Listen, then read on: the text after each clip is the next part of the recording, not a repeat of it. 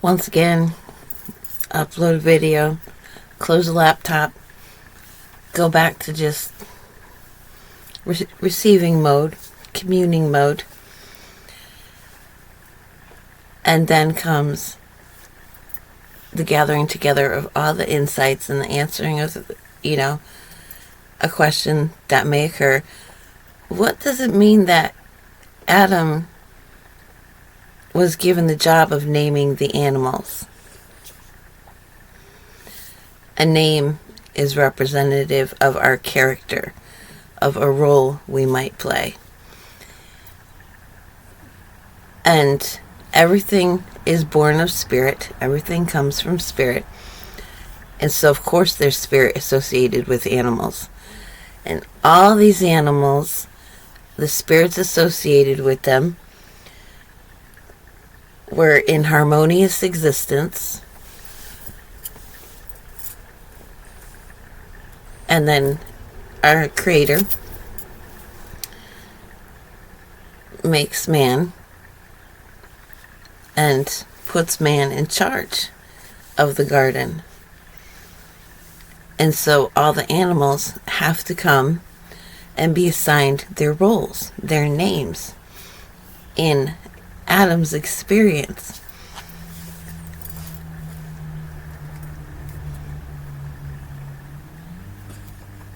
So we have, as I've mentioned before, when I read the scriptures, the Israelites are the wifely nation, and our Creator said, don't mess with those people, don't mess with those people. In Obadiah, it says, our Creator's talking about the plan for Israel, and then says, Egypt and Assyria are mine as well. So how does our Creator make themselves known to these other people? It's more of a husbandly relationship with the Israelites. So just like a man has, a husbandly relationship with his wife, he's got a sibling relationship with siblings, a, different relationship with co-workers, so on and so forth. So what are the other faces of God? How did God manifest to other peoples?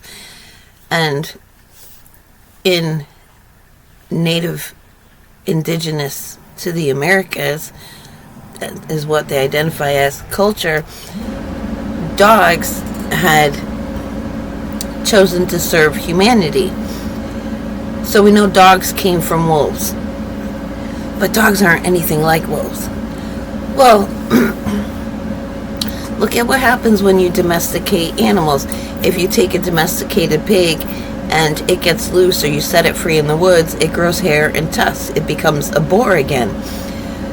They domesticated foxes. So they domesticate a fox. She'd have her kits, and then her grandkids would be born with various colors and floppy ears. So the standard of the mentality by which an animal lives affects its DNA. And it stands to reason that if we have all the animal DNA in us, that our physicality is going to be affected by our mentality, our state of being. But that could be more of a correlation than it is. If we're living by Holy Spirit, we may appear very different to other people. And that thought came as well and started yesterday. Jewish people typically don't have cervical cancer, don't suffer from things other people suffer from, and scientists say it's because, they don't have sex when a woman is menstruating, and so that's why they don't have cervical cancer as much. Or is that just a correlation instead of a cause and effect? Because if the Creator said that the Israelites would be the people to carry His law, to maintain the clarity of the history and relationship and what is respected, expected, and required, and prophesied, and intentions, and all of that, then those people would have to be protected no matter what they did. They would have to be able to reproduce. So, science will use, because it won't recognize, oh, they're protected by God, that's why they don't suffer those things. No, they have to find a scientific reason, do that pharmacia magic, because they can't entertain the thought that a creator would make these people and protect these people from certain diseases. And that's where that comes from. It's just profound. It just commune, just have a relationship, just wonder about things, and the answers come. So that was the naming of the animals, their roles. And wolves decided that they would help humanity.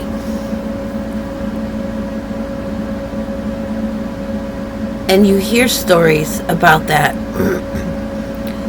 Children raised by wolves. We have the Jungle Book and Mowgli.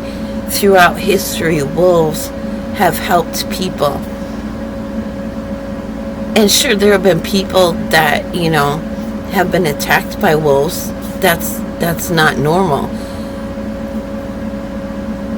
Even now today, they'll show people, who get out their wild African lions. They're, showing people you can get out. Use your head, obviously. But no, they're not going to hurt you. Animals are not naturally, they're supposed to respect man and man's role within creation.